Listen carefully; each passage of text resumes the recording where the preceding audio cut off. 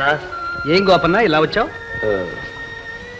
నాలాంటి చదువు రాని వాడంటే రాధకేమీ ఇష్టం లేదని పూర్తిగా అర్థమైపోయింది. చదువు లేని వాడిని గనక తెలియక ఏవో ఆశలు పెంచుకున్నాను. నేను ఇక అదంతా మర్చిపోవడమే మంచిది. సార్, రాధకు మీరంటే చాలా ఇష్టం. ఆమెను మీరే పెళ్లి చేసుకుని సుఖంగా ఉండండి సార్. అదేం లాభం లేదు. నేను ఆ రాధను పెళ్లి చేసుకోవడం కల్లో మాట. సార్, నన్ను అనుమానిస్తున్నారా? చచ్చా, నిన్న నీలాంటి పవిత్ర హృదయుడు స్నేహితుడిగా దొరకడం నా అదృష్టం. చూడు గోపన్న, నువ్వు రాధను ఎలా ప్రేమించావో నేను అలాగే మరో అమ్మాయిని ప్రేమించాను.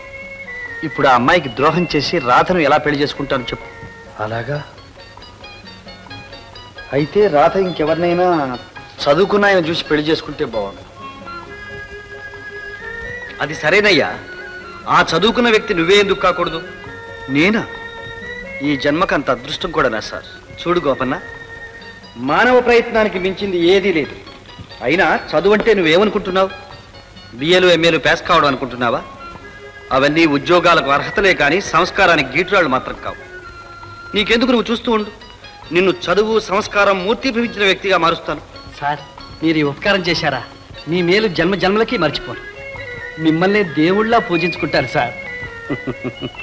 గోపన్న, ఈ ఉత్సాహాన్ని ఇంతటితో ఆపక నీ కృషిలో కూడా చూపించు. అపూర్వమైన విజయాన్ని సాధిస్తాం. పదపోదాం.